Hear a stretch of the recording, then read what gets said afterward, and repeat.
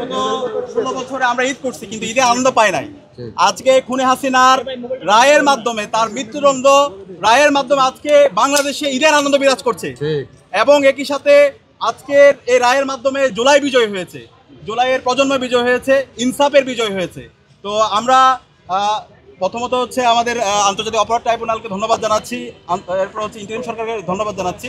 এই খুনি হাসিনাকে যে মৃত্যুদণ্ড রায়, তার যে অপরাধ, সেই অপরাধ অনুযায়ী তার প্রথম রায়, তাকে মৃত্যুদণ্ডের রায় ঘোষণা দেওয়ার জন্য, একই সাথে সাবেক স্বরাষ্ট্র মন্ত্রী খুনি আসাদুজ্জামান কামাল তার মৃত্যুদণ্ড রায় ঘোষণা দেওয়ার জন্য, এবং আরেকজন যে পুলিশের আইজিপি, আমাদের আশা ছিল তাকেও ন্যায্য বিচারের আওতায় নিয়ে আসা হবে, কিন্তু তার যে 5 বছর কারাদণ্ড দেওয়া হয়েছে সেটাই আমরা সন্তুষ্ট না। আমরা আশা করব তার এই রায়টা যেন নতুনভাবে রিভিউ করা হয়, কারণ সে যেভাবে সারা ঢাকা এবং সারা দেশে গণহত্যা এবং শিশু হত্যায় তার নির্দেশ হয়েছে, সেই অনুযায়ী সে রাজসাক্ষী ছিল, কিন্তু আমরা আশা করেছিলাম তার যে বিচার, সে জায়গায় আরও ন্যায্য বিচার নিশ্চিত করা হবে, কিন্তু সেটা নিয়ে আমরা সন্তুষ্ট না।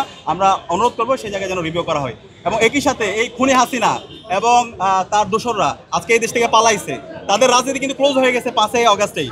বাংলাদেশে আর তাদের রাজনীতি কখনো ফিরে আসার সুযোগ নাই। আজকের রায়ের মাধ্যমে তাদেরকে একদম কবরস্থ করা হয়েছে।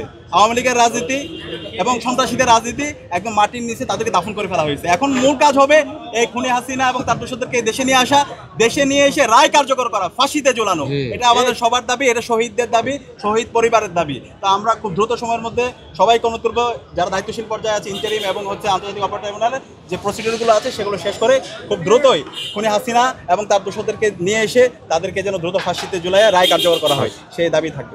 ফাঁসি চাই।